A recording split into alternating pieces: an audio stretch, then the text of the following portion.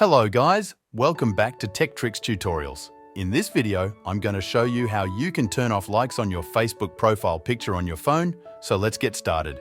First, open the Facebook app. Then, at the bottom, tap on the menu option. Select your Facebook account. Now click on your profile picture in the pop-up menu. Choose See Profile Picture. At the top, click on the three dots. Although Facebook doesn't have a direct option to turn off likes, you can use this trick. Select Edit Privacy. Change who can see your post to only me. This will hide your Facebook profile picture from the feed, preventing anyone from reacting to it. If you're updating a new profile picture, look for Share your update to newsfeed and uncheck it.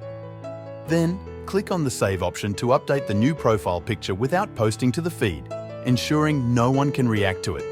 And there you have it. You've successfully turned off likes on your Facebook profile picture. Feel free to ask any questions in the comments, and don't forget to hit the like button if you found this video helpful, and I'll see you in the next one.